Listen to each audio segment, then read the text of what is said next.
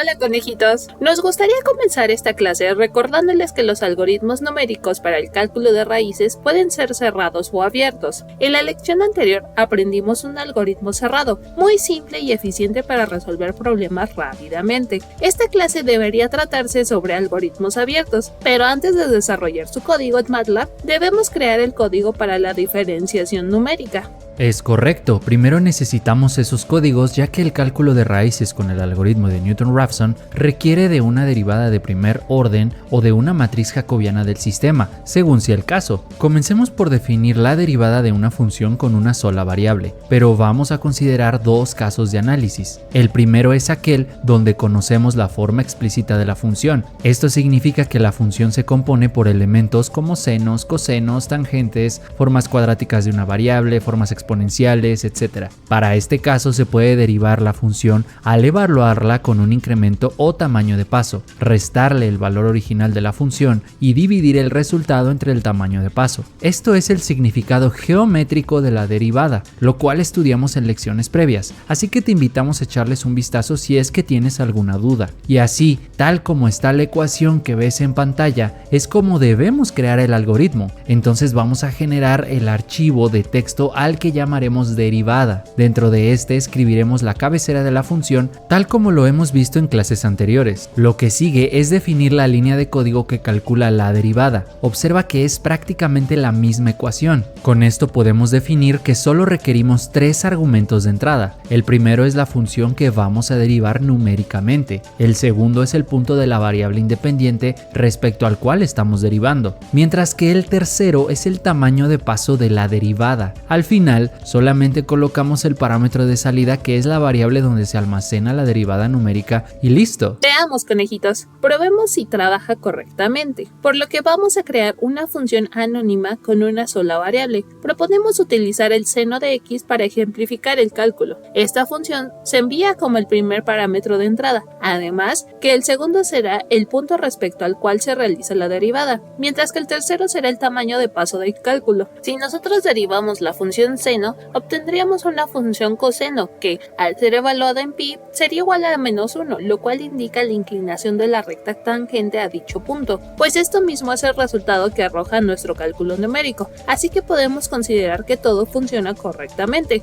Ahora, retomemos lo que hablábamos al inicio, y es que pueden existir dos casos de derivadas de una función con una variable. El primero lo acabamos de explicar y es muy sencillo. El segundo es aquella derivada de una función donde no conocemos su expresión, sino solamente los datos de la misma. Por ejemplo, imagina que recolectamos los datos del voltaje y corriente de un motor trifásico durante 6 segundos. Al graficarlos, observamos que su comportamiento asemeja al de una función senoidal. Para conocer su derivada no es necesario expresar los datos como una función, ya que solo basta con diferenciar dos datos al mismo tiempo. Es decir, este término en la derivada numérica representa al punto i más 1, mientras que este otro representa al punto i, por lo que podemos restarlos y posteriormente dividirlos entre la separación o tamaño de paso que los separa. Esto se traduce a MATLAB de forma muy sencilla, pero solo es válido para sistemas que contienen una única variable independiente. Así que primero vamos a generar un archivo en blanco al que llamaremos derivada datos y colocaremos su respectiva cabecera. Lo primero que haremos será conocer el número de elementos de lo que vamos a derivar, es decir, conoceremos el número de funciones representadas por las filas de un vector y el número de datos representadas por las columnas del mismo. Para reducir el tiempo de procesamiento de MATLAB, crearemos una matriz de ceros donde se almacenarán las derivadas de cada una de las funciones. Recuerda que debemos iterar sobre cada punto para calcular la razón de cambio respecto al anterior. Esto significa que es necesario un ciclo for que comenzará en 2 y terminará en el valor del número de columnas. El hecho de comenzar en el segundo valor o segunda columna y no en la primera es porque este término en la derivada numérica representa al valor futuro o al valor i más 1. Dicho esto, podemos escribir la ecuación en una línea de nuestro archivo tal como se muestra en pantalla. Estos términos significan que estamos derivando todas las filas o funciones de nuestro sistema, pero no olvides que este cálculo es válido solamente cuando el sistema tiene una única variable independiente. El resultado del cálculo numérico se almacena en la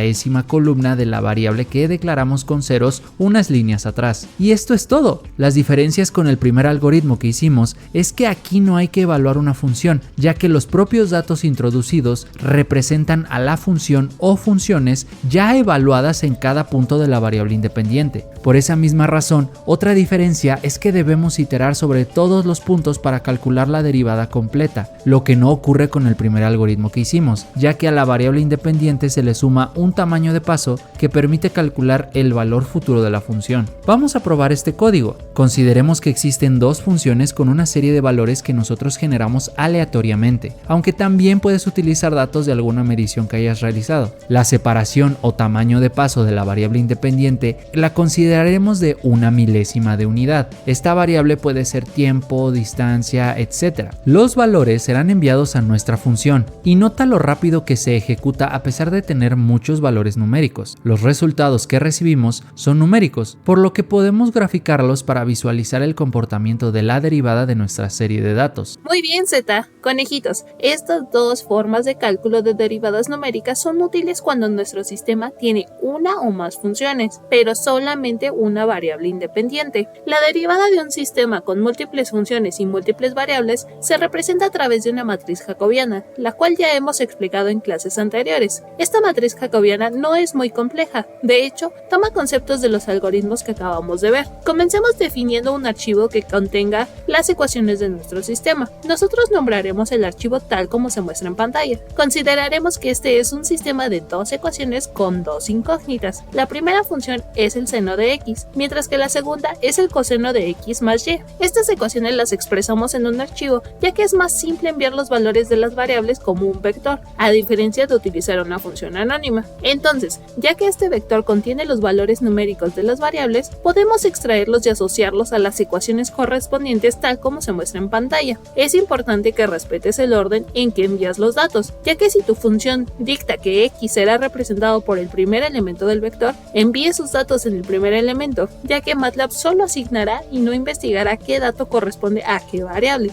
Asimismo, el parámetro de salida se considera como el valor de la función que creamos en esta línea y que es evaluada cada vez que se ejecuta este archivo. Ahora comenzaremos con el archivo que construye la matriz jacobiana, al cual nombraremos de la misma forma y cuyos parámetros de entrada y salida los definiremos al terminar el código principal. Primero calculemos el valor de la función en el punto respecto al cual queremos derivar. Esto se hace llamando al archivo que acabamos de crear y enviándole como argumento de entrada el o los puntos donde estamos haciendo el cálculo. Para tener un código que funcione con casi cualquier sistema, vamos a pedirle a MATLAB que obtenga el número de funciones o filas del sistema. Esa idea de generalizar los algoritmos es útil, ya que después pueden utilizarse con otros sistemas o pueden ser reajustados rápidamente. Para el cálculo de la matriz jacobiana, debemos recordar que también es necesario conocer el número de variables del sistema. Esto define el número de columnas de la matriz, la cual podemos inicializar con ceros para reducir el tiempo de procesamiento de MATLAB cuando realice los cálculos correspondientes. También vamos a crear una variable auxiliar para conservar los valores originales de las variables independientes. Ahora, tal como lo explicamos en la clase teórica, debemos iterar sobre cada una de las columnas de la matriz jacobiana. Esto representa la derivada de todas las ecuaciones respecto a cada una de las variables de forma individual. Entonces, dentro del ciclo iterativo, debemos sumar el incremento o tamaño de paso a la jésima variable, que es respecto a la cual estamos derivando.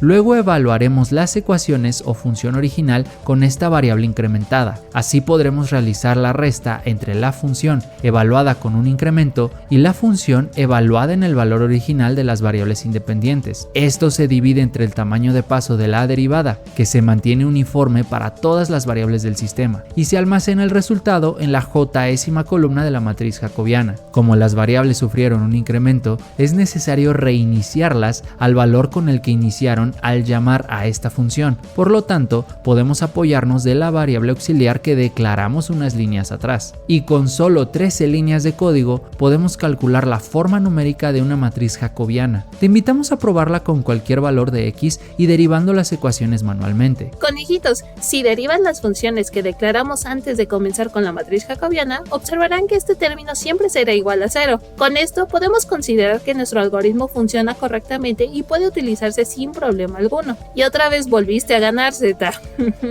Son menos de 20 líneas de código. Incluso si sumamos las líneas de todos los archivos que creamos hoy. Es que los métodos numéricos son muy sencillos si es que comprendemos el planteamiento matemático que los antecede. En las siguientes lecciones utilizaremos las funciones que obtuvimos aquí para calcular raíces y valores óptimos. Además, les dejaremos una actividad donde ustedes deberán calcular la segunda derivada de una función con una sola variable, además de una matriz hessiana. Por favor, realícenla, ya que esos algoritmos serán necesarios para continuar con los ejemplos en MATLAB. Sí, conejitos, por favor, no dejen de lado las actividades, ya que son importantes para medir su progreso y eventualmente emitir su certificado profesional. Saben que si tienen alguna duda, pueden contactarnos a través de cualquiera de nuestros medios digitales. Sus consultas no tienen costo, así que anímense a acercarse con nosotros. Mientras tanto, continúen estudiando y nos vemos en la siguiente lección.